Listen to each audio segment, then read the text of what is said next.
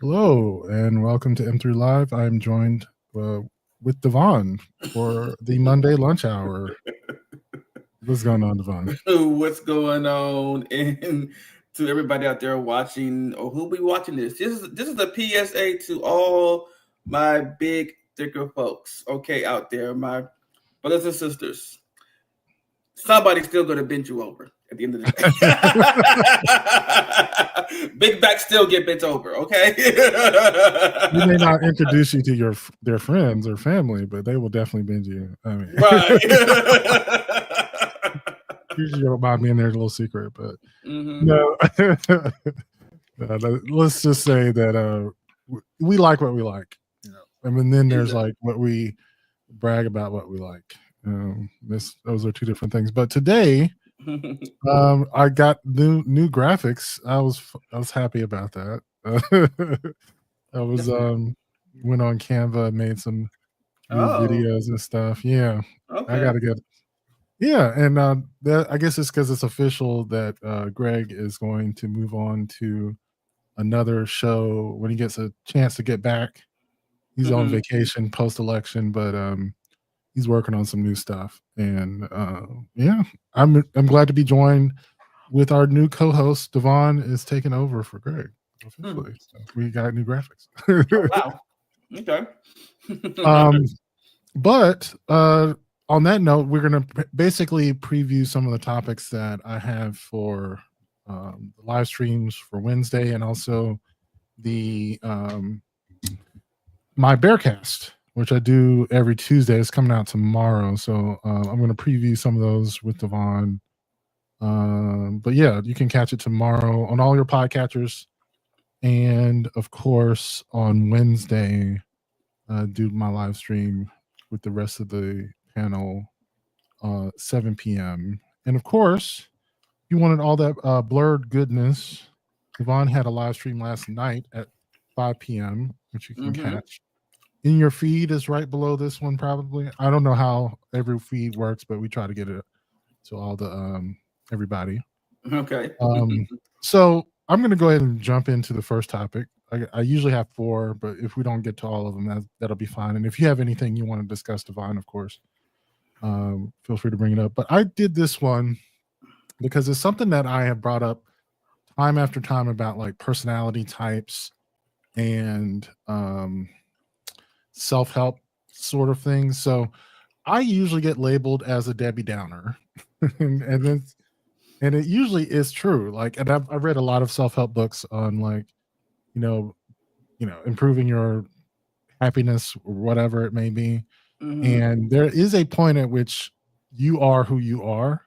There's like you have a set point in your personality, and it doesn't mean that you necessarily have to like what that means, but it helps if you accept it, because I think there's a certain joy in accepting it. And I'm going to play this creator's video sort of explaining it, and I'll get back to some of the other things I talked about in the podcast. And all right. I am happy being sad. One of the most freeing things that I've ever learned is that we have an innate capacity to happiness. When I realized that because I am low in extroversion and high in neuroticism, I will suffer more than the average person, it made so much sense.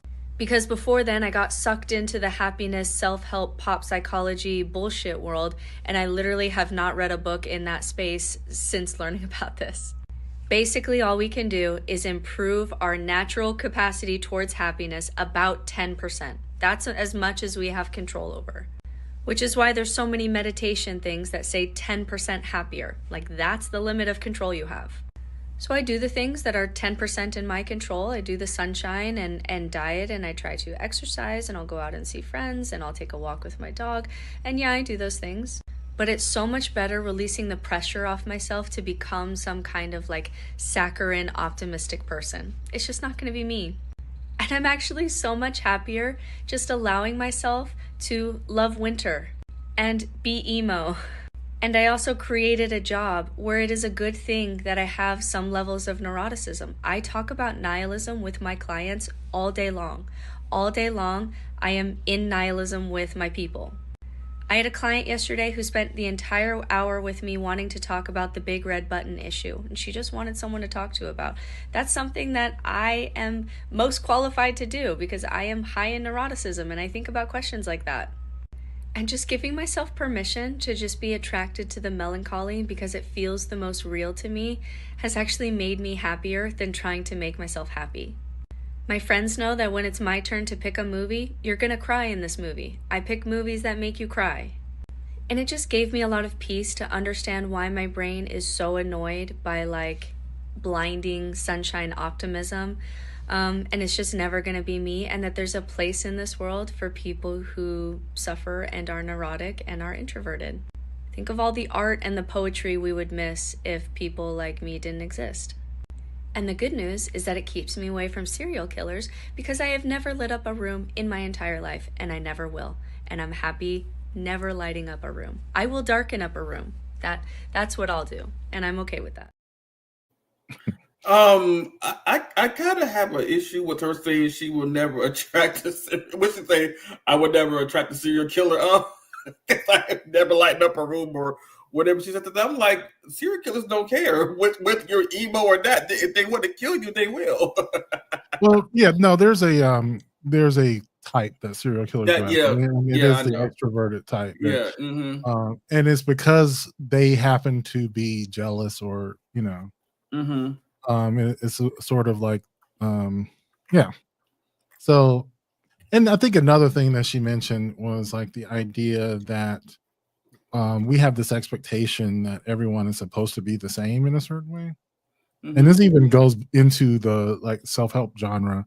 I started making sure that I read things that I don't necessarily agree with, because I think there is this tendency that if something works for me, it's supposed to work for everybody. Right. And it just really doesn't. So I was reading this book called Can't Hurt Me about 6 months ago. It's from this military recruiter who did these very extreme athletic feats to recruit people into the military. He was a Navy SEAL, and he did some really crazy stuff. I can't even really get into it, but to say the least, he just seemed psycho. Like, that's all I can say. From his point of view, he was doing everything he needed to do to level up, but at the cost of, it seemed like, his happiness, you know, sort of sanity.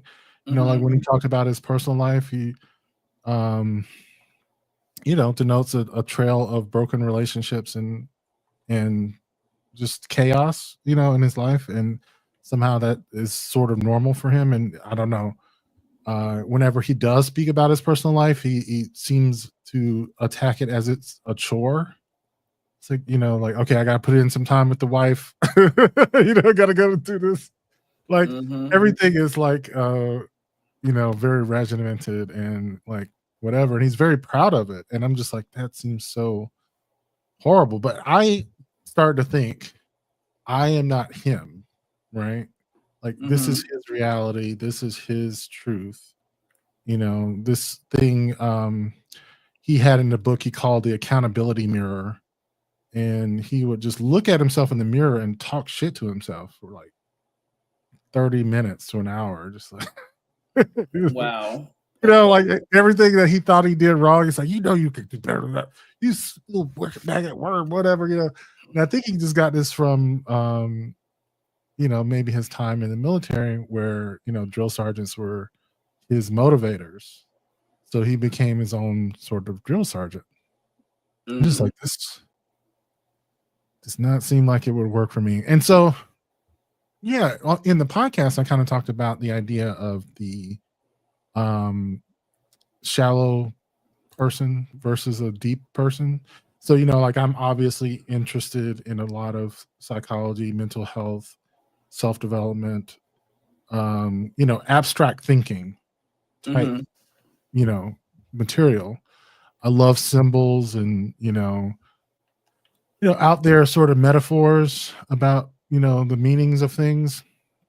And it occurred to me that shit is completely boring to some people. To some people, they just rather experience things on a surface level, you know, and I consider them shallow. I do. I just like, you don't see any deeper meaning behind this. You don't see the metaphor that they're trying to draw in this movie or whatever the movie might be, I mean, one time I tried to explain the movie Gravity to someone on like a philosophical level, because it was actually deeply philosophical. The word gravity is actually the old term for depression, and the entire movie is actually an allegory of depression. Someone deciding to live after giving up on life. In fact, it kind of starts from the very beginning, when she was, the reason she even went into space was because her daughter died, and she's just like, I just don't care if I live or die anymore. I would not be up here because this is crazy. I wouldn't be up here. And then you start realizing like some of the things that she's going through in the movie are the or metaphorical steps through accepting your fate and dying, and then choosing to live. Other people looked at it and said that movie was boring as fuck. They just sat on this level, like I was like, okay. And you know what? That was their experience. What am I supposed to say? Like, if that was your experience, that was your experience. We're not the same. I walked out of that movie crying, because I got it from the get-go. But that's what I'm saying, is that there are different people for a reason. Yeah. We have our different ways of viewing the world, because when we come together, we're able to create different things because we focus on different things, And so, like, I don't know, there's this tendency to want to flatten people, make everyone see things the same way. And I just fundamentally think that's not necessary, right? Of course, I think you have to come from it in a sense that if we see things differently, we have to make space for other people's differences, and still, manage to communicate, because that's the point, I think, sometimes. Because I was saying the same thing about, I think Swag had a topic on relationships being based solely on sex. And of course, I would think that's kind of crazy. Like, this person was just saying, if there's a sexual connection there, I could pretty much make it work from there. Like if there's a strong physical connection. And of course, one of the things they were saying is like, what if that physical connection wanes over time? Wouldn't that mean that the relationship ends? Or, and I was saying, that's not the question I would ask, because obviously the answer is of course, and there's nothing wrong with that. And I think even when people have a relationship built on deeper connections, the end of a sexual connection might be the end of a relationship. So that's not the question I would ask. My question was, don't you have the need for deeper connection with someone? Don't you want to have shared goals, shared values? Something that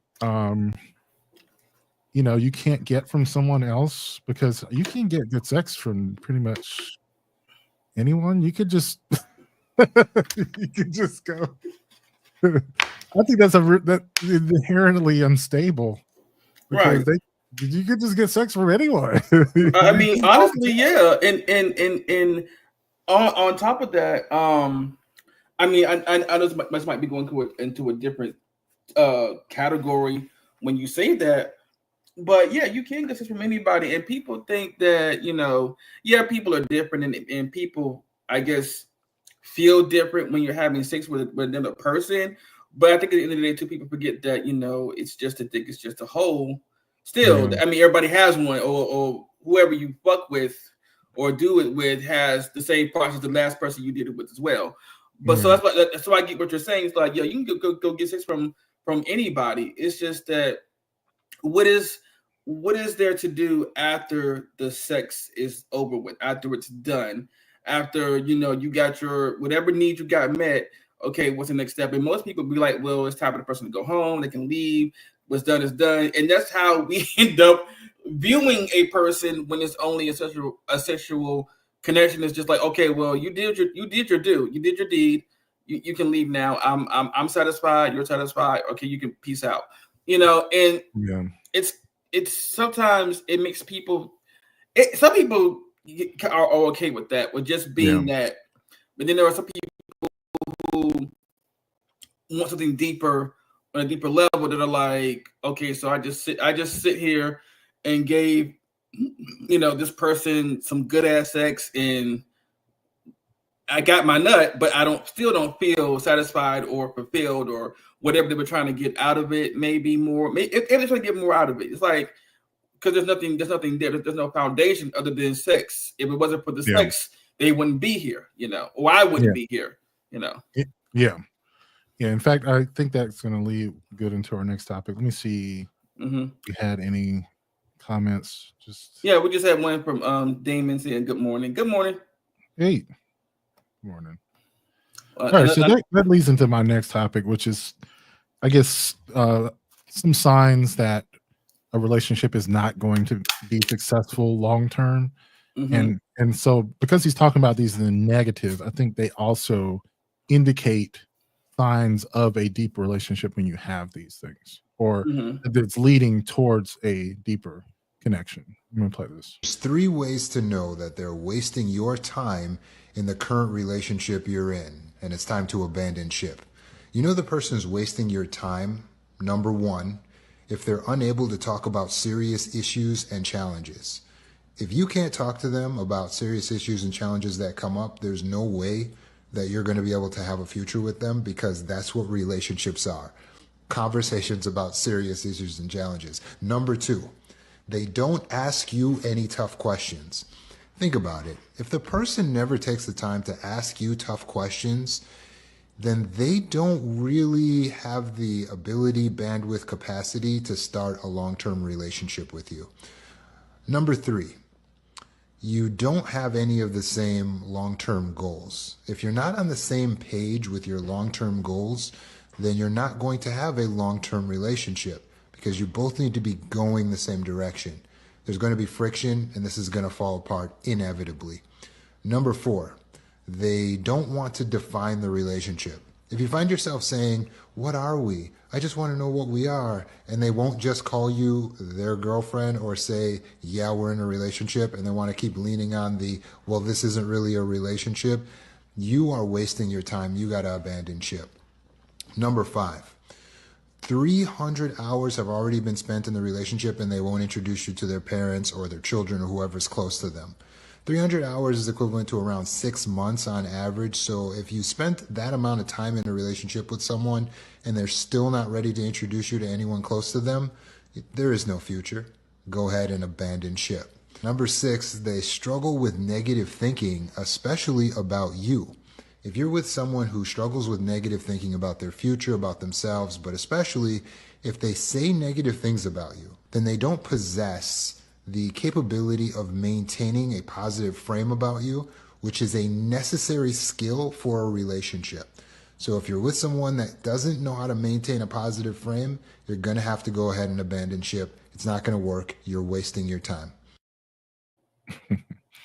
So I'm going to go through these. And because, usually these listicles are fairly shallow, but you can actually get into some of these that are pretty good. So one of the first ones is that you're unable to bring up difficult issues with someone or even have deep conversations. I thought that was kind of like the base level sort of thing that you have with someone, or ask that person tough questions. So I would say early on in a relationship, if there's something someone doesn't want to talk about, you kind of move past it. You're just like, okay, I'm going to keep to get to know this person. But at some point, it's going to get deeper into the relationship, and you need to be able to bring up things with them that they don't want to talk about. If you can't bring up things with the person and they don't want to talk about it, like you can't, like there's just certain things that they're like checked out and they will never talk about. Bad sign. I get the idea, like if you're early on, you don't want to have those difficult conversations, but like if it's really important to you and they won't talk about it, I I guess another one was defining the relationship. And I've gone back and forth on this because I think sometimes some people place a little too much value on a title, you know.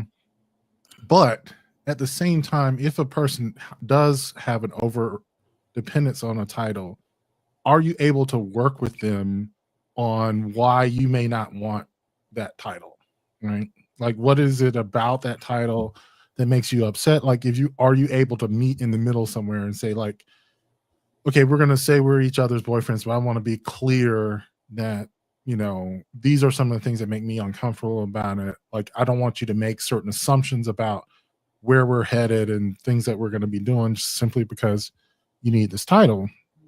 So I think that is a thing that happens, people have a script and maybe you don't want to follow the script. You want to write your own script. I get that. Mm-hmm. But you should be able to come together to write that script together, whether or not it includes that title or not.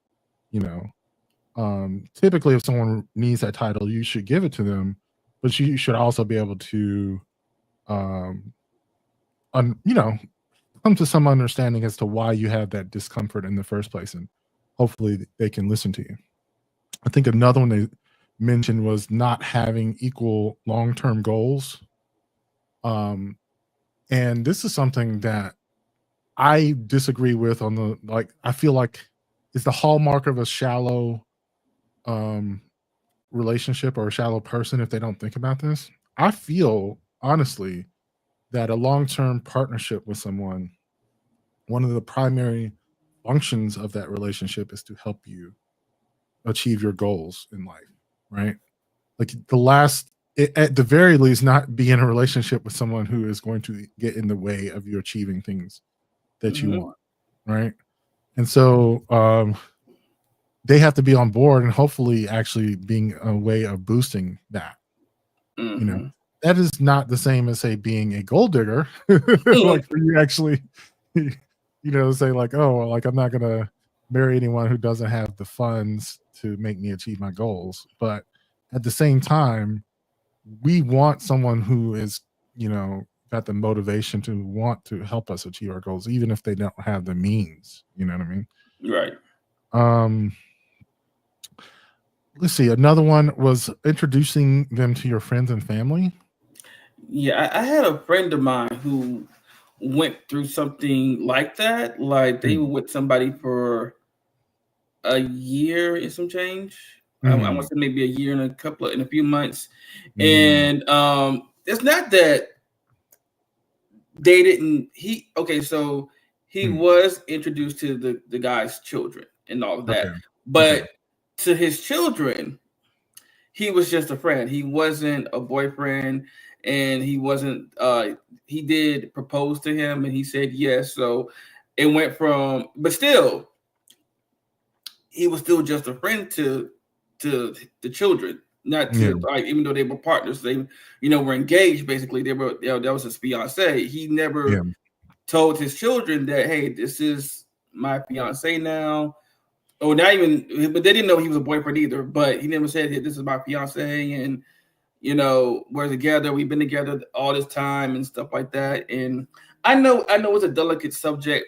Well, it can be when it's children. But still, and again, I understand what he's coming from. Like, if I've spent all this time with you and your children, I've been around your children, and you're still introducing me as a friend, even after I propose to you, that's a red flag. Yeah. And I would say, there's some understanding I have for the fact that as gay men, our friends and family may not be as accepting of our relationships as straight people. I mean, even if they are accepting, they can be really cringe, and you just might want to avoid it, the awkwardness, and just say like, "This is my friend," like even when. But I'm not. This is okay. So I know we talked about political correctness a while like last week, and this may not be politically correct. I may sound like one of those people, but it's not like you couldn't tell that like the children couldn't tell that they was gay. If you get what I mean, it's not like it was a hidden secret. Like Yeah. You know. Yeah, like Johnny's bringing his friend again. Right, like his lifelong roommate. Right, that part. Like, I mean, it's not like you couldn't tell. I mean, you could clock him from like down the street. Okay, Right. like it just wasn't. You Rainbows know, it's like are busting out of his nostrils, just like. Like, even I was like, oh, okay, and I was, and then I was like, so does he still think his children don't know, child? Okay. Yeah, he's like, you're so deep in the closet that you're in the closet about you being in the closet. Right. Like you finding Christmas presents and things with dolls from your childhood that you thought you threw away. That's how deep in the closet you are. Yeah, like you get so deep in the closet, there was another closet in that closet. Right. Oh dear God. Yeah. So no, yeah, I think those are general good rules. I think there are no set of rules that work for everybody. No. And like I said, there could be circumstances in which, say for instance, it might actually be dangerous to introduce someone to their family. Like they just might be that homophobic or whatever it is. I don't know if you want to get into a long-term relationship with someone who you can't associate with their family, but you know, circumstances vary. I think though it is a pretty good general rule though that there are some issues there that need to be worked out. And yeah, I don't know. I'm all for deeper relationships. That's all I'm saying for myself. That's what I'm looking for. I think the shallow shit is it's for kids, you know. Tricks are for kids. Like, I don't need that shit. No, like, you'd be like, when are you gonna introduce me to your so and so? When the time is right, and the time is never right. Like it'll be 6 months down the line, you still ain't. No, it's time to abandon ship at that point. And I agree with that. Like if we're actually headed towards being together for the rest of our lives, or you know whatever, like if it's going in that direction, like we've been together a year, you know, and all that, and you still haven't introduced me to your people, I'm like, no, I think this might be a good time to like really reevaluate this and maybe just abandon ship, because apparently you don't find me, you're not serious about us enough to introduce me to your parents, your friends, your family, in any of those, you know.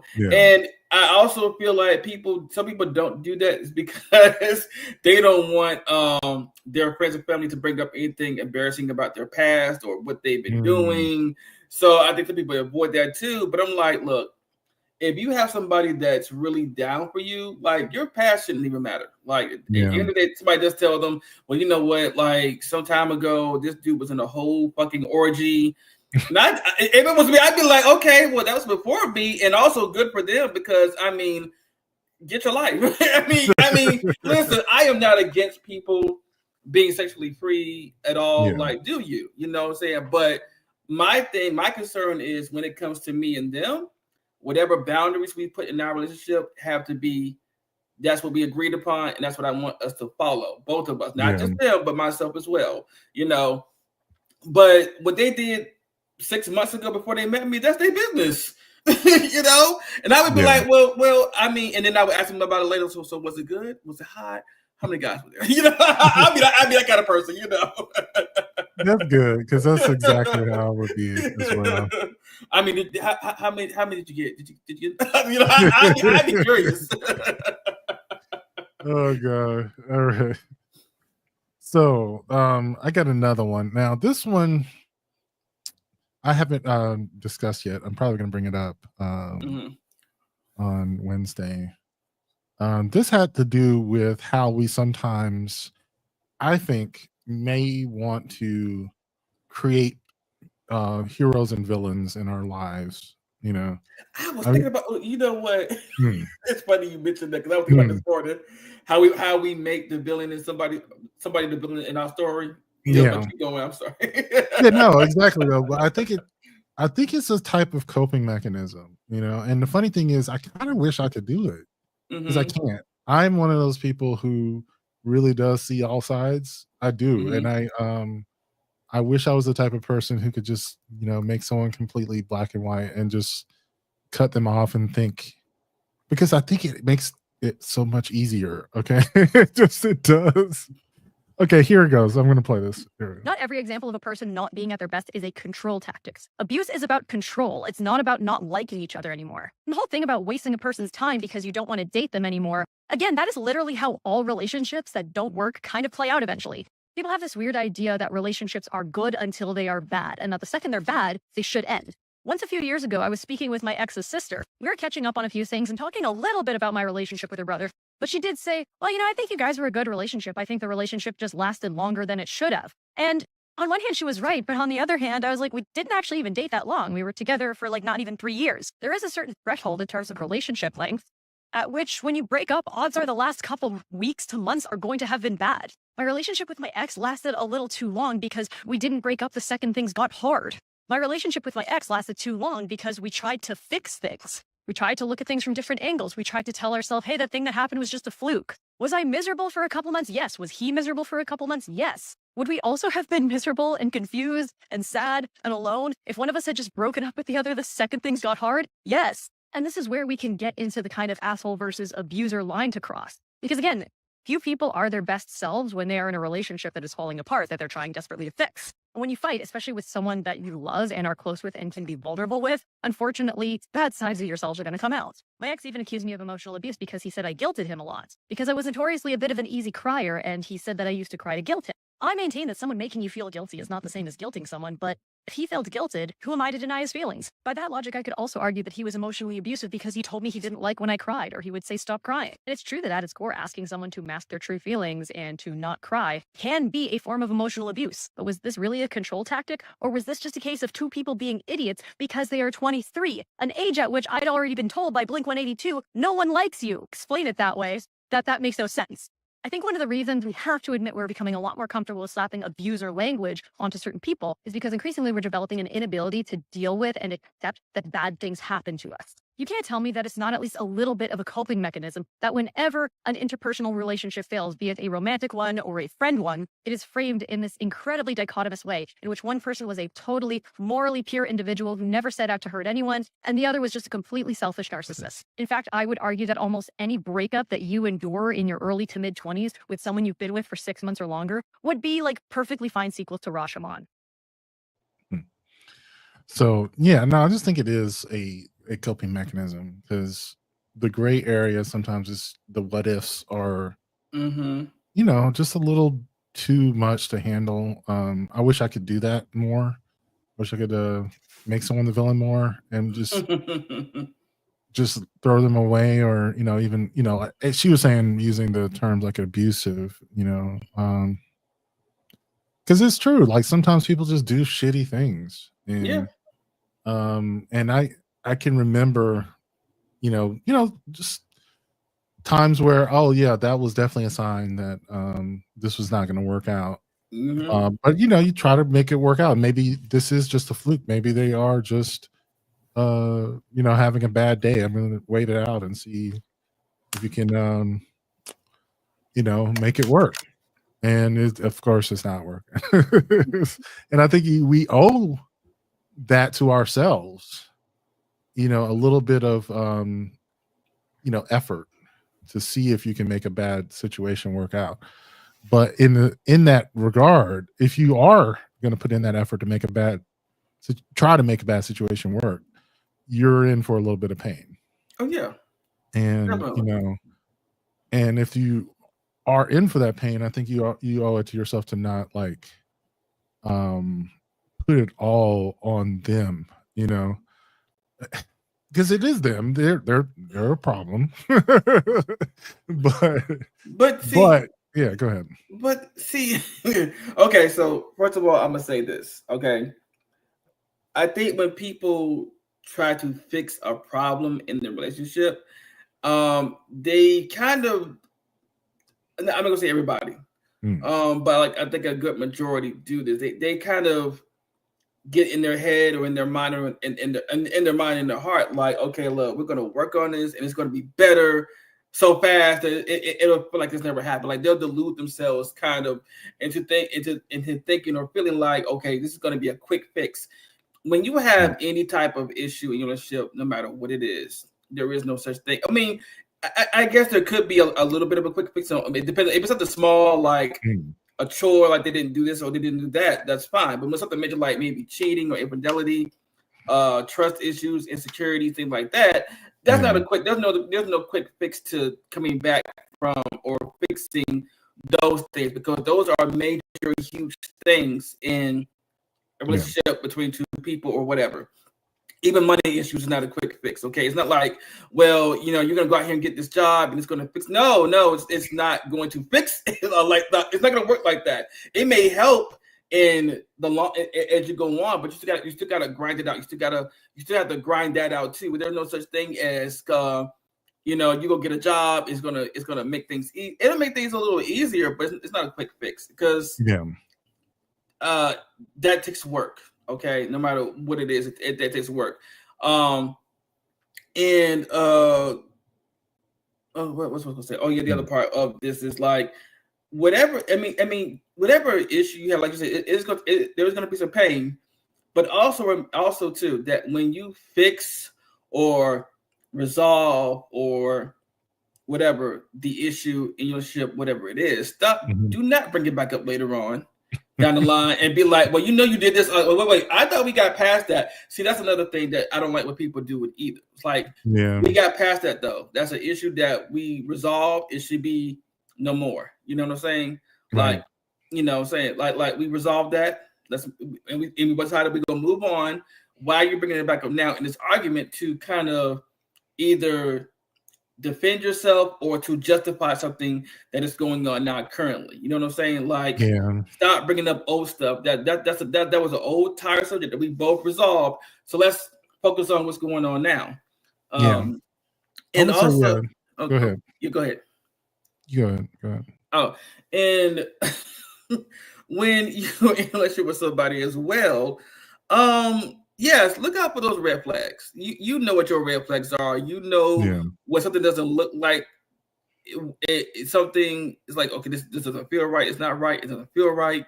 Go with that. Go with your if something is instinctually telling you this don't feel right, never doubt your instincts. Okay, never doubt that feeling of saying, yeah, this ain't right. This ain't working. And do not be afraid to talk about it with somebody, with them either, and be like, well, I don't, and never go in attacking anybody. Say, let me talk to you, and say, I feel like, and you go from there. Don't go in there, well, you doing this and you doing it, and because like that, and then because all you're gonna get back at you is the same energy you're giving them. You're gonna start arguing, and it's gonna become,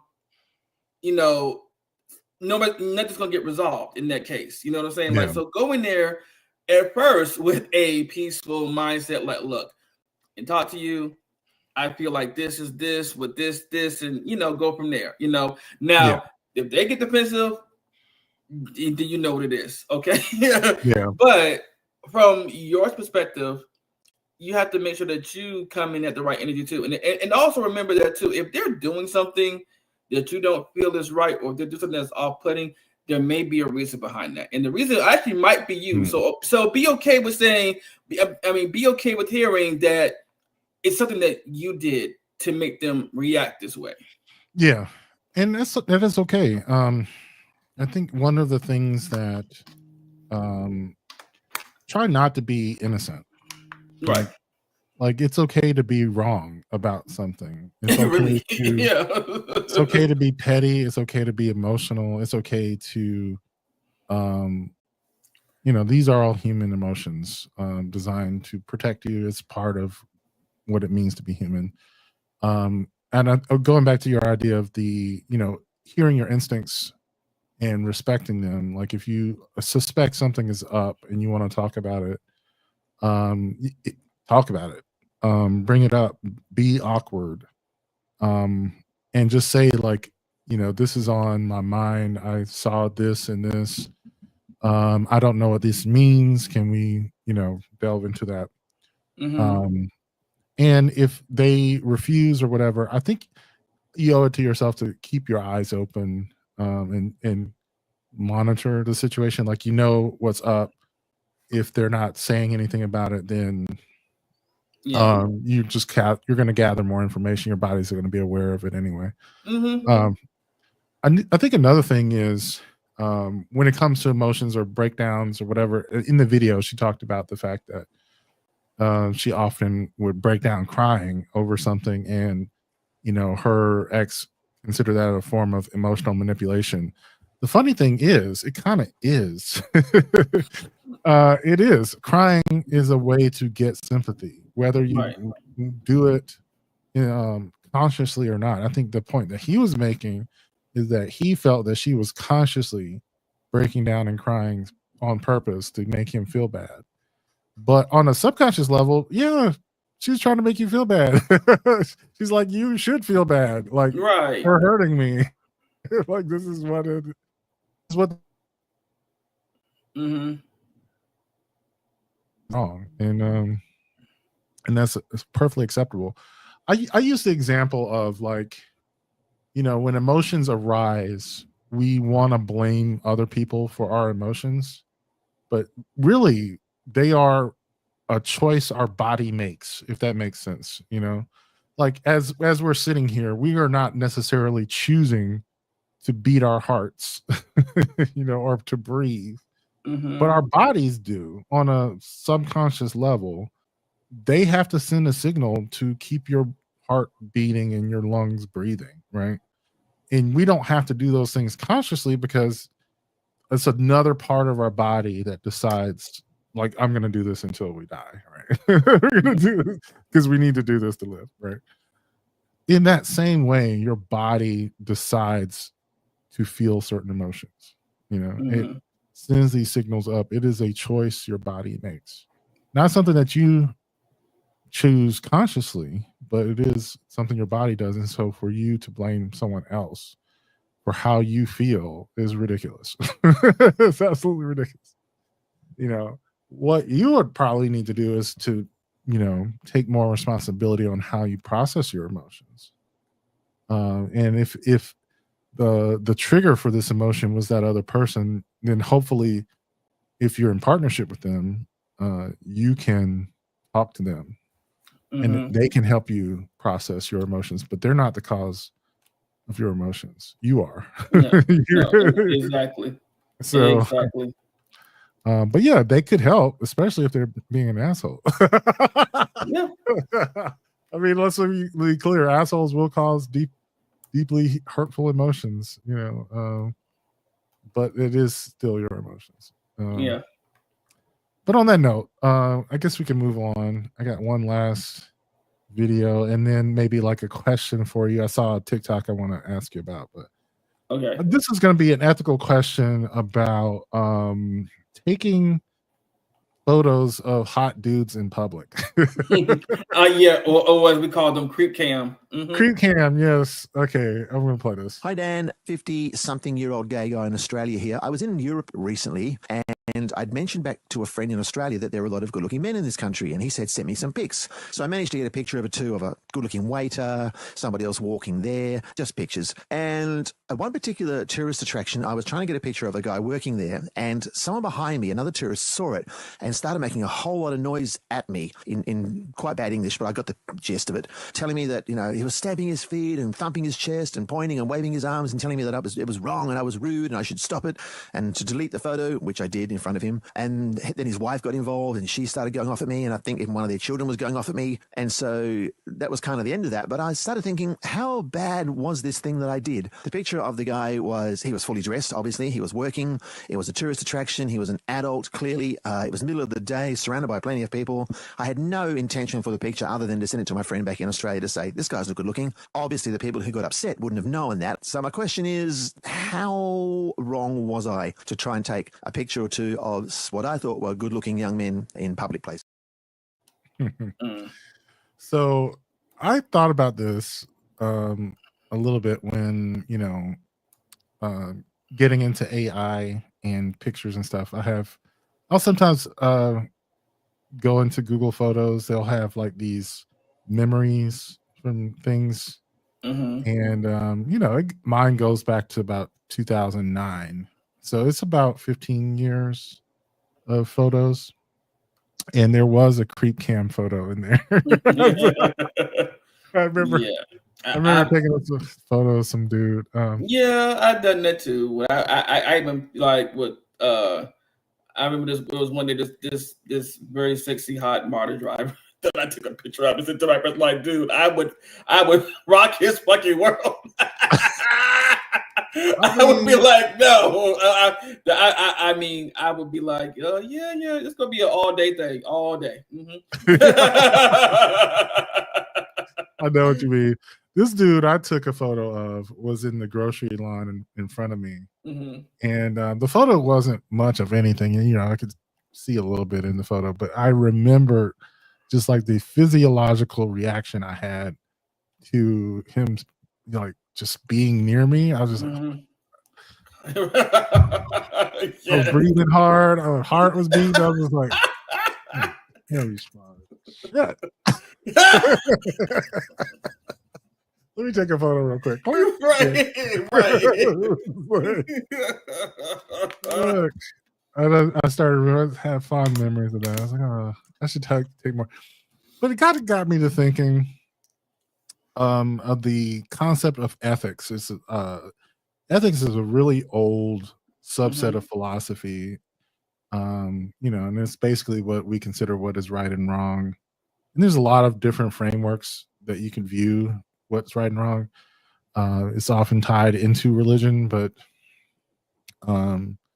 it doesn't have to be clearly. Even if you don't believe in God, you believe in a certain idea of personal autonomy and what's right for someone to do and what's wrong for someone to do.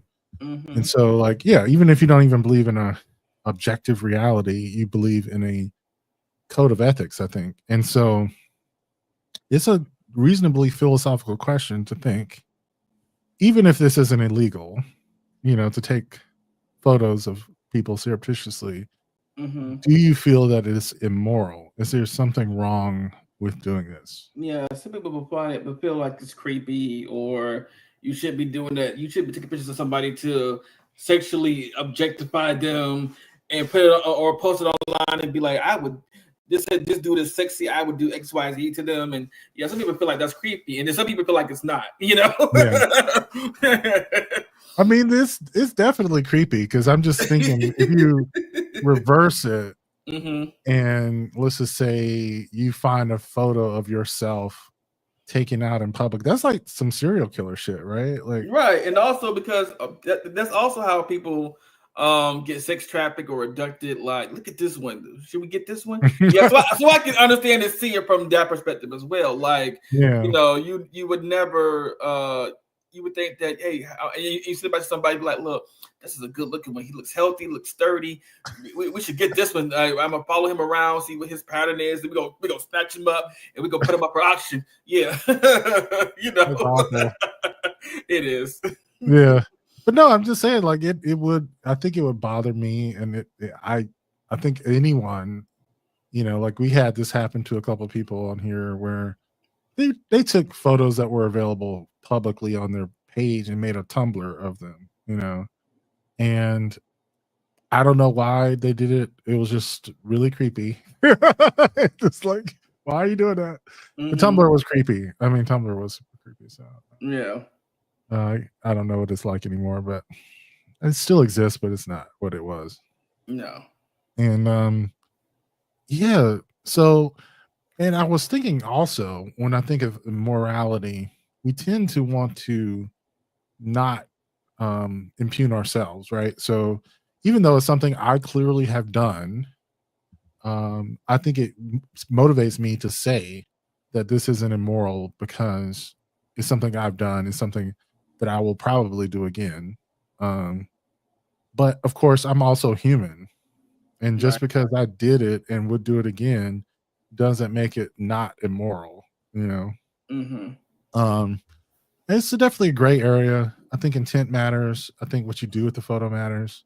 Yeah. Like, the photo I took of this guy, I never shared with anyone. I mean, it's on my thing and it's there. I think also in the case of this call, he got caught taking the photo. Yeah. So I think there is a point at which if you're that obvious about taking the photos, that's making someone uncomfortable in public, because people can tell you're taking photos of these random dudes. Like if you're gonna be a creep cam, you got to be surreptitious about it. I heard of this example, right? It's called, secret creeping, right? Or secret perving. Right. So there was a guy who I guess back in the day worked in one of those, was like a actual fitter for high-end shoe store, right? Okay.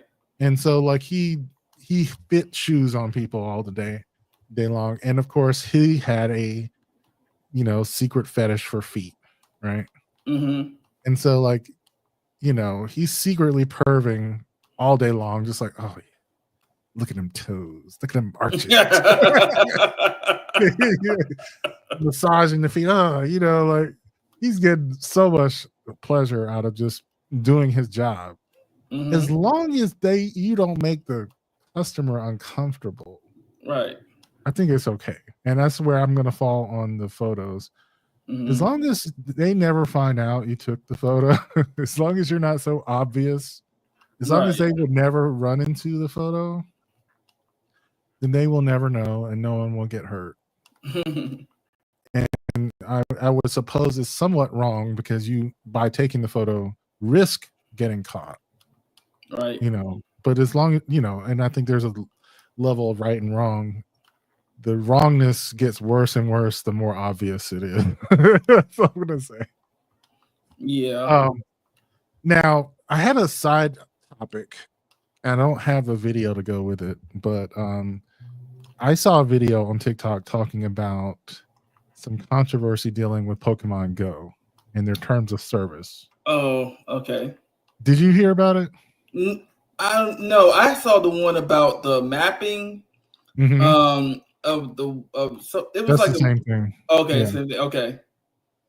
So yeah, this is, to me, I put this in the same category as kind of creepy.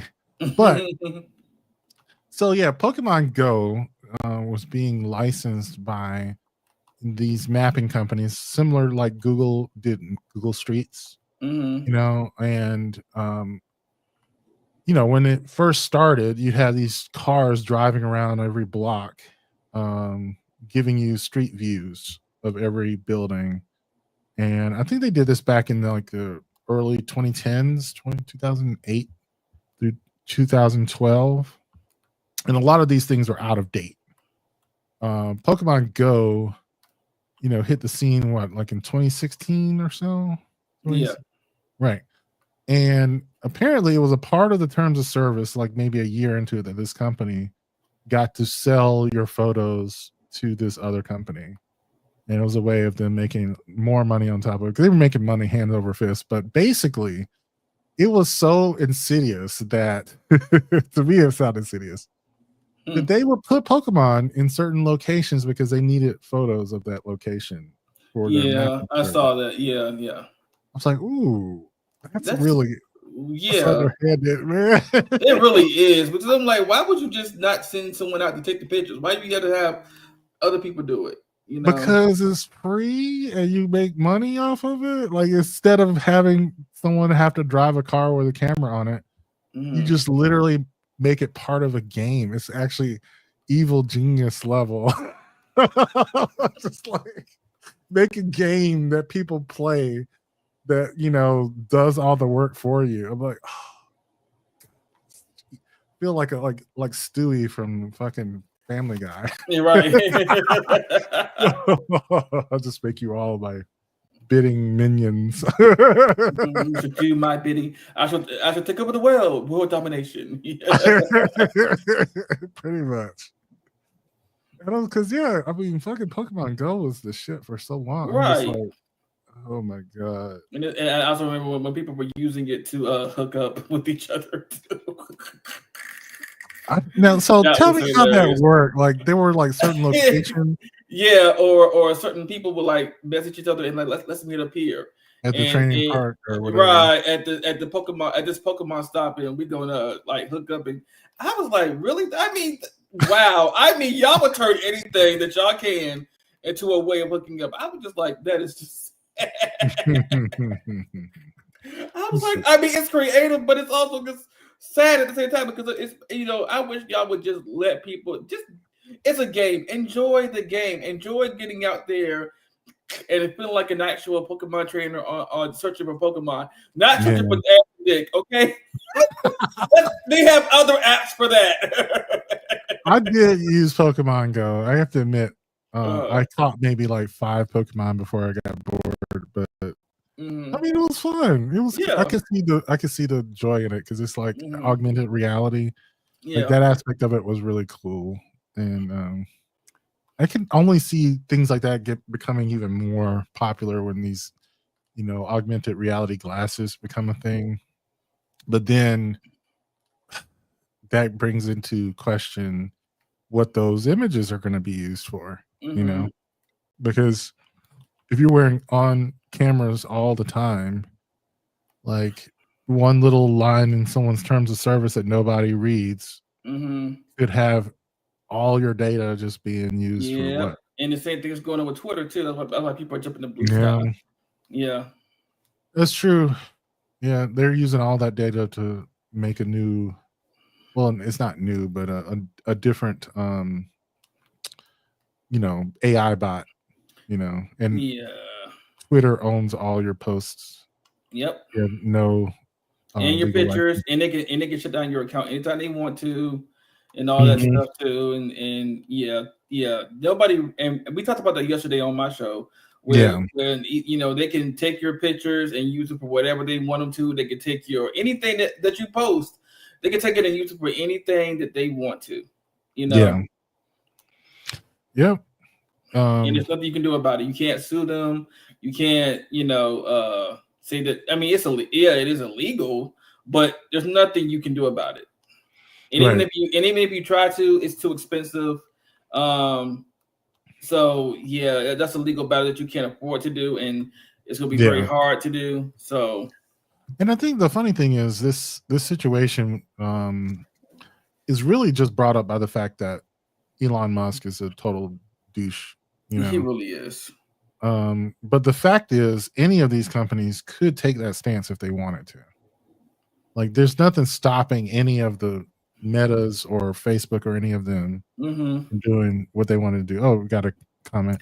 Yeah, in regards to taking pictures of people in public, intentions do matter greatly. Personal use and not sharing is acceptable. Personal use as in art reference. Okay. Yeah.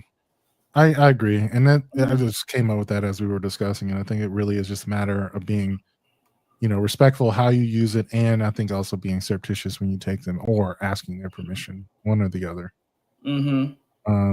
But getting caught taking someone's photo, that's on you. Like that. Yeah. And I think someone, if they want to yell at you and call you all kinds of pervs and shit, they got the right to do that. Yeah. You should have gotten caught. On that note, looks like you should have gotten caught, sir. Yeah, basically, you got to be a creep. You got to be a good creep, Yeah, you got to be able to, be inconspicuous with it. Basically, like do that shit on the slick tip. Like, yeah.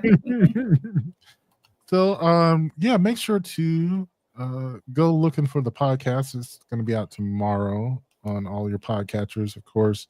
Tomorrow will also be at 7 p.m. Swag will be hosting the Swag Suite. I'll be back on Wednesday. Where these topics and many others. I think Cream is going to be back for Thanksgiving. Yeah. And he's back on Turkey Day. Yes. I think we're still running reruns of Greg's show until we get retooled. And of course, you can join the Blurred Council on Sundays at 5. We'll be back on next week with the new poster. But yeah, we're going to Patreon. If you would like to support the M3 channels, go to patreon.com/manmeaningmind. you'll get access to this after show that we're about to do, as well as the early version of my podcast as a video. We also have Telegram groups and a Discord server. We're probably gonna come up with some other stuff. Who knows? But I'm always looking for ways to, thank our patrons for supporting us. And we're gonna be doing events eventually. I know that spring or summer we got to do some. Working that out. But all right, we're going to Patreon. Bye. Bye. All right. All right. Here we are. So for Patreon, I try to have another topic. I usually have extras. Let me see. I would like to do one that's fun. All mine are so Debbie Downer. You're all so down. They are. I guess. Oh my God, none of these are happy. Right, and we talked about we were going to talk about Wicked yesterday. Yeah, but you went to see it, or? Yeah, I went to go see it, and it was amazing. Yeah, I have great reviews. Yeah, I have no. I mean, I had no complaints with either Ariana or Cynthia Erivo in their roles. I think they embodied them perfectly. And since I've never seen the Broadway show, so I have nothing to compare it to. Right. But I have seen clips from the Broadway show, and I'm like, okay, I get what I get it. It is a good Broadway show because it has won like multiple awards and everything, and so.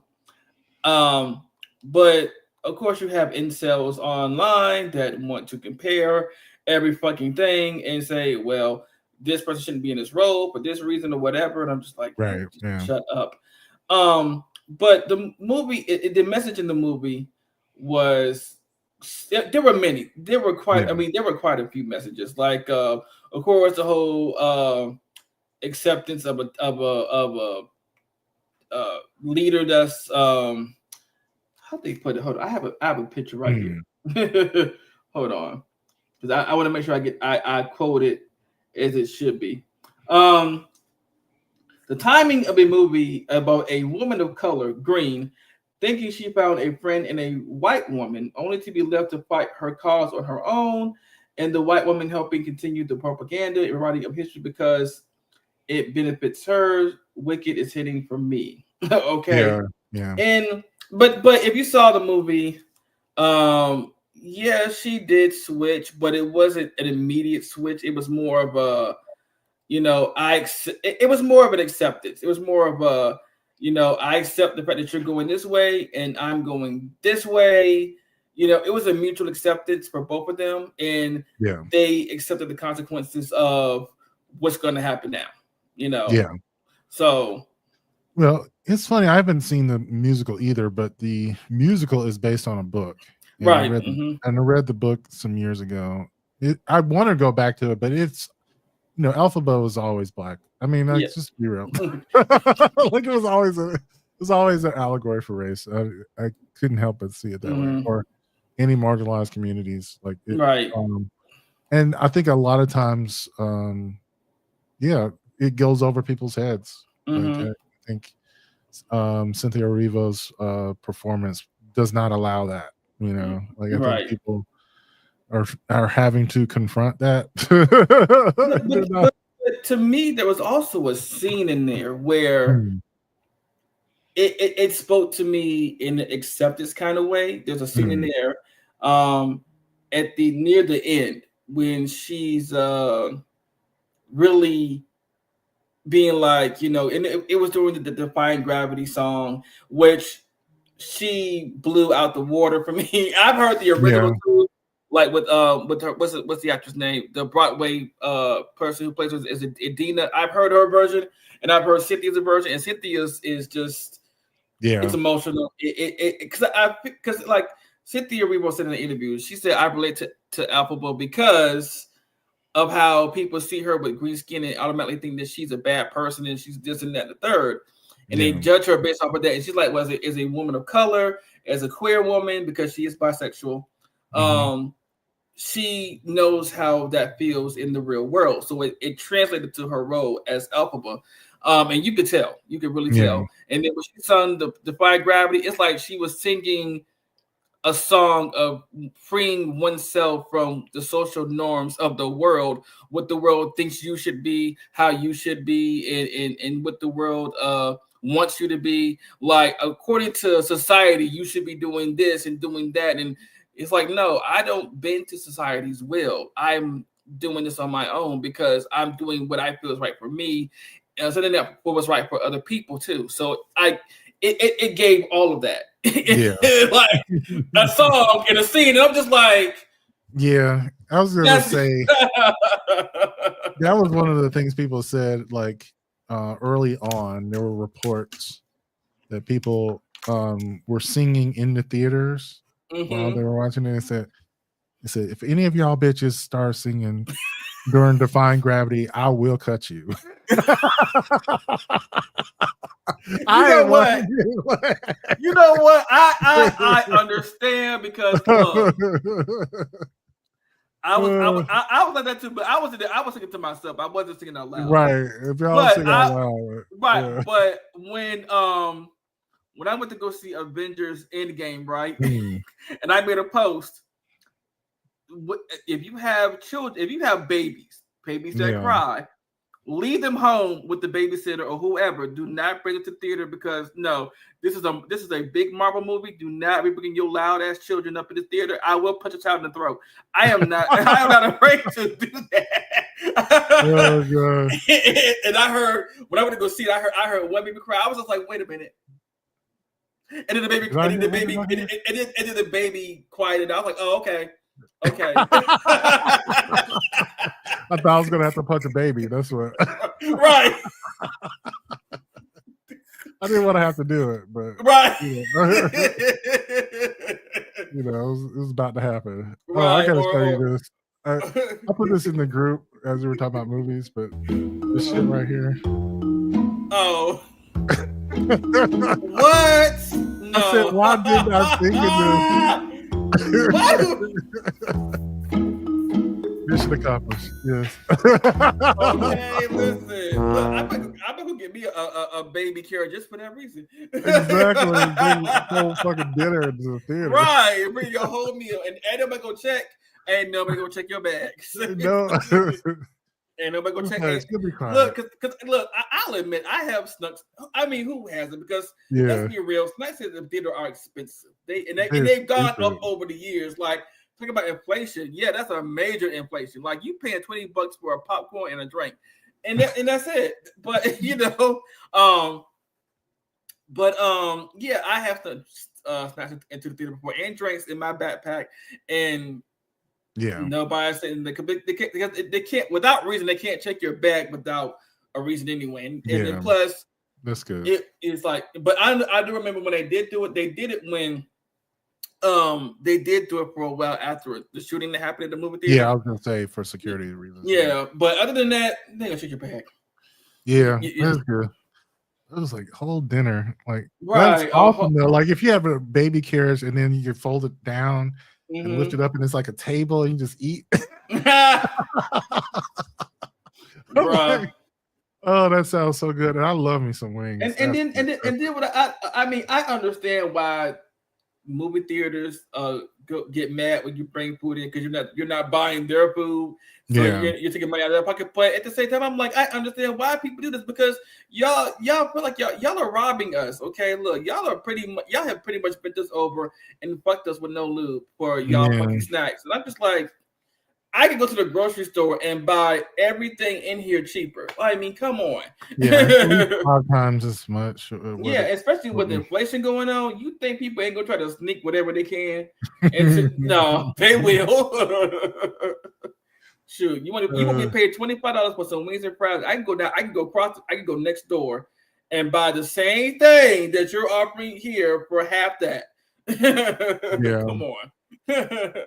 But yeah, no, I'm glad people are embracing Wicked, because musicals have been getting a lot of flack recently for not, being like, I don't understand that, because I mean, Wicked is just, I think, on another level.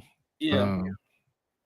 It is a very popular musical. It's like on the same level as, say, like Hamilton, for instance. It's Right. just like, Yeah.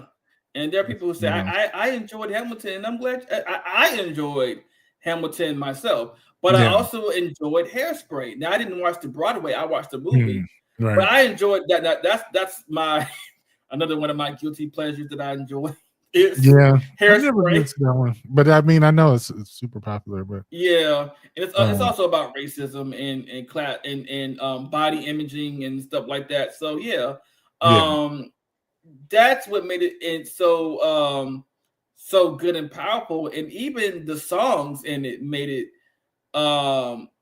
good and powerful, and even I can't remember her name, the one that played the main character. Um, I'm trying to remember what her name is, but her being a big girl and her falling for the skinny guy that the skinny girl wanted, and they yeah, having a relationship. It was amazing. It was just yeah, everything. But a lot of messages in that too. yeah, But I do like a couple of musicals. I see nothing yeah. wrong with them. I'm starting to get into it now, but Mm-hmm. yeah, generally speaking, like for instance, when TV shows would do musical episodes, I just was turned off. Yeah, I'm just like, Not I my don't cup of know. not my cup of tea, but Yeah, most of the time it's also because the actors who were supposed to be singing can't sing that well, and then just that's the difference. Like if you have good performances, that's mm-hmm. Yeah. But I was thinking some of the musicals that I've enjoyed. I did enjoy Chicago. I Mm-hmm. enjoyed Les Mis Les and Miserables. Is it mhm. Les Mis or Les Miserables? I think it's It's Les Les Mis. Miserables, Yeah. yeah. Mm-hmm. And what is it? Sweeney Todd. I did like Yes, that. I did enjoy Sweeney Todd as well. Mm-hmm. Yeah. So I mean, I've seen a few. Yeah. I can't think of any others, but yeah, and I love the book Wicked. It's an incredible story, and Mm-hmm. I am gonna see the musical movie. But I think they're gonna have a second part, right? Like Yeah, that was just it comes out next year. It's we have to wait a whole year, yeah, just about for the second part. But I'm looking forward to it, especially yeah, and so me and James were talking about it mm, yesterday. We were talking about a little bit when we said that because we were talking about the How to Train Your Dragon teaser oh yeah, trailer. And yeah, we were talking about who they casted to play Astrid, which was mhm, an actress named Nico. Is it Nico Robin? No, mm, that's a One Piece character. I'm sorry. okay, Hold on a minute. I'm trying to think who they got to cast live action. Her name is Robin something. I just can't. No, it's Nico Parker. I'm sorry. okay, Yeah, they got Nico Parker to play Astrid, and Nico Parker is half black, half white. She's a mixed actress and everything, and mhm, she also has some Scandinavian roots to her and her lineage. And mhm, but of course, people were mad that it wasn't a blonde girl with a white girl with blonde hair and blue eyes. And of course, the incels were going to riot, especially this one girl. I wish I knew how to download TikTok videos so I could show y'all. mm, We might have to do it tomorrow. I have to give it to Swag, and he has to show it to us because I'll be on tomorrow. okay, And maybe he can do that one for me. But the girl talked about, what, I'm tired of this. Yes, it has something to do with her. I'm tired of race swapping people, and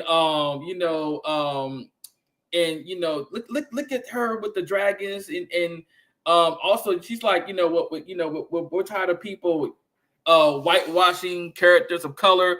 Well, what about blackwashing? I'm tired of y'all blackwashing. I'm like, but first of all, you just lost the argument right there. If there was any doubt that you could get any more foolish, I mean, if there was any more yeah, confidence that you could get any more stupid than you already sound, mission accomplished. You removed all doubt that you are more stupid than you appear, because blackwashing and talking about taking a character and making them a different race, and we need to stop taking black people. Black people need to stop taking historic roles that were aimed at white people. First of all, How to Train Your Dragon is not. Well, this is my response to that.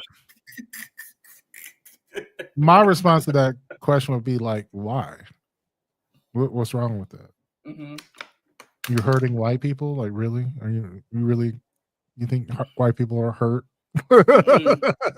They are not. Really make characters black? What are you talking about? And let's not forget that there has been a lot of white roles that were back in the day taken from black people that was supposed to be doing these. That if you want to be historically correct, there were a lot of things back in the day that black people made that were taken by white people.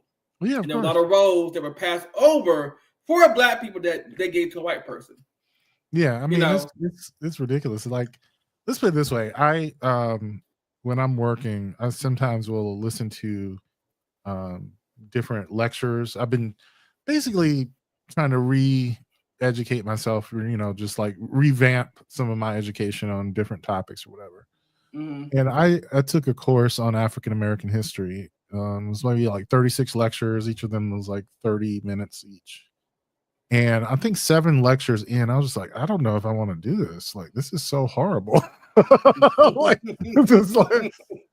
I need some happy in here. Like, this is so bad. I can imagine, like, on top of this, I am a black person and I can't deal with it. I'm wondering sometimes, like, these fragile white people, like, the reason they don't know this shit is because it's just so horrible. They just check out. They just like, oh, I can't, fuck that, They deny that the history is there. Right. And I'm like, I care about these people and I'm checking out. Like, I can't deal with it. But there was something interesting that happened. I did not know that, thinking about the debate on reparations. There's actually, several, about 20 or so cases of former slaves who sued for reparations and who were actually received it. You know what? I did not know that was a real thing.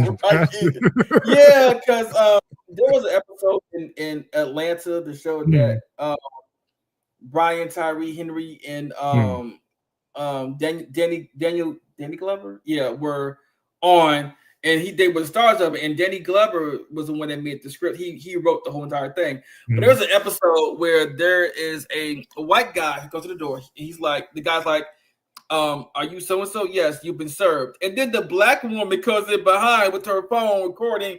Yeah, I'm suing you for reparations. Your family owned my family and a lot of other families, and you owe us money. There's blood on your hands. And she's going all through his house with the camera phone talking about, oh yeah, you owe me about $3 million. It's this and this. I was like, oh my gosh. And she was actually suing him for reparations. And I'm like, that is a real, and people were actually doing that. And I'm just like, are we? In the case that I was listening to, the person was freed after they fled the United States. So there were people, I guess, during the Revolutionary War who sided with England. They were, I guess you would call loyalists, right, in the Revolutionary War. And so, if you were a loyalist, your property was seized by the Confederate or the colonists or the new United States Constitutional Authority. And so she became the property of the United States, basically, because, they took all their property. She was this person's property. And she sued for reparations. Just like, like under these laws, whatever, that you just signed this Constitution and say, talking about human rights, I want my, and she was given basically the equivalent of, 20 years salary for the years that she was enslaved, because she was in her. Yeah. Wow. And basically given, with that, she went off and had a long life. I was just like, I'd never heard of this. Wow. That is new to me too. Another thing. Wow. Another thing that is just never came up, or like, I remember there was a friend of mine who just could not understand why or how there weren't more slave rebellions or more like how did people just stay enslaved and not rebel? And I think just one of the courses or one of the lectures was just about the many thousands of slave rebellions that existed. They just were squashed real quickly. Yeah. Mm-hmm. They said something like in the Carolinas, in South Carolina and North Carolina, there's probably like 20 every year for 100 years or so. I mean, just like they were common. They were not. Yeah, they didn't just stand by. They were there. Yeah, they were fucking killing folks and running away and leading armies to pillage towns. Mm-hmm. Like it was not. It was not people all. were not taking it. No. They're not talked about enough, but they have. Right, it happened. And they were brutally put down, and then sort of whitewashed, like, or whatever, erased from history. Mm-hmm. I mean, they weren't completely erased, but it's something that they didn't want to talk about because they didn't want to inspire others, Right. They didn't want to, yeah. So, anyhow, cheery history. But I'm getting into the aspects where it's a little more modern, post-Revolutionary War, but also like, there's a lot of history that I assume that I understood that I don't, and I think is good to refresh myself on, and even if it's uncomfortable, it's definitely uncomfortable. Of course. But I'm gonna try to just get through that. And what was I thinking about? As far as the shows are concerned, like I said, I'm gonna have to like make a video on how to turn on recordings for the shows, because I'm trying to make more individual videos. I'm actually uploaded your live stream from yesterday. I'm going to try to grab some clips, like roughly around 90 seconds, but if I could get it down to a minute, I'll do that. And I'm going to try to post about 2 a day, and I'll tag you in them and post them there. Thinking what else? Yeah, we got some from Damon. Yeah, the Wiz. Okay. The Wiz is iconic too. Like, yeah. I remember that. Yes, Evita. Don't cry for me, Argentina. With the great Patti LuPone, who we just saw in Agatha all along. Oh yeah. Phantom of the Opera. Yeah, that's a good classic one too. Yeah, that is a good point. And Rent is iconic. Yes. I did see Rent. That's true. Mm-hmm. Yeah, and the funny thing is, like, there are certain things that make good musicals, and Wicked's definitely on there. As a great one. Yes, I mean, we have a lot. Like, there was one girl she was interviewing Cynthia and Ariana, was called Avenue Q. I don't know. I don't know. I've never heard of it until then. I was like, I wonder what this. I've heard the music. I've not seen the entire musical. It is hilarious though. Some of them. It is kind of done in the same style as Wicked. I think that's probably one of the reasons I would have brought it up. Like, it's almost, it's a Sesame Street spinoff, or like making fun of. That's why it's Avenue Q, but it's about a lot of queerness. That's what the Q would be for.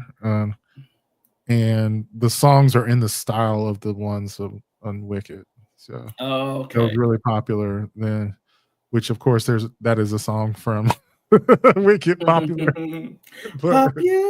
Now I will say this in no disrespect to the original to the Broadway actress who played Glinda and saying popular, but she sounded like she was singing through her nose. It was all a nasally kind of singing. I was just like, oh God. But Ariana did it. She did the song justice, and even in her own way, she still did it justice. But I just could not stand the way that woman was singing that so nasally. I was like, is she speaking through her nose? And I was just like, and there are some things that I've seen in live action as supposed that have been musicals. Okay, so a prime example. Not saying that The Little Mermaid is a musical, but it does have a lot of singing in it, of course. And when they put it on TV like a couple of years back or a few years back, and they had the girl who was playing Ariel singing, I was like, so there was no one else in the whole audition that could do better than this. I was just like, oh, okay. That was a choice. Not the best choice in my opinion, but that was a choice because her singing voice was. I was like, there was nobody else because she was like, it was off. I don't know if she was off key, if she was just flat. It didn't sound like Ariel. It sounded like somebody trying to be Ariel, and I'm like, yeah, there was nobody else. Really, nobody. Okay. So that's why people have even seen online that Queen Latifah carried that show because she played a good Ursula. She actually had the best voice and the best song throughout the whole production. I was just like, I agree with that because Queen Latifah, as Ursula, did her thing singing "You Poor Unfortunate Souls," and she did that. That was a great song. Yes. Well, thinking about that, doesn't I saw online that Rihanna's got a new single coming out. Yeah, she does. After X amount of years. I mean, but hey, listen right now. I know people right. I know people are mad. I know people are mad that she has not made any music not any new music. Well, she gave us "Lift Me Up" from Black Panther, but they wanted something like Rihanna, popish, and R&B. I know people are mad, but let's be clear: the woman was busy making clothes, a family, and some babies. Okay, she was busy. Okay, she's been busy, and if it weren't for her taking time out to do her Savage Fenty line, I wouldn't have some good looking jock straps right now. So I am not mad. I'm not. And jock straps that actually fit for big people in the underwear. I'm not mad, girl. Look, make more clothes. Yes. But no, this is like, Merry Christmas. Here's a single. Right. Is he gonna like try to? Here's our Christmas gift that I've been hounding me for like the last 7 years. Here you go. That's pretty funny though. I think it's Kristen Chenoweth. Yeah. And she played in another. No, I think Kristen Chenoweth. She did play a version of Glenda, but I think it was something else. Hold on.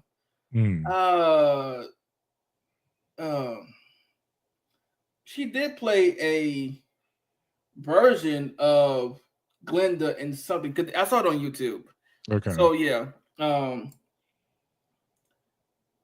Let me see if I can figure out who that is. There's a lot. But Kristen Chenoweth played it in July 24th, 1968.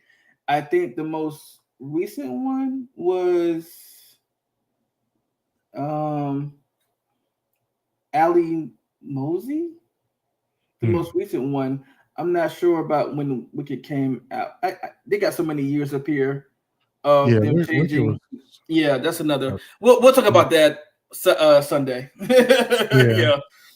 The original Wicked came out like in 2005, 2004, somewhere in there. Yeah. So, but on that note, I guess we can end our Patreon. Thank you for joining us. Go ahead and end it there.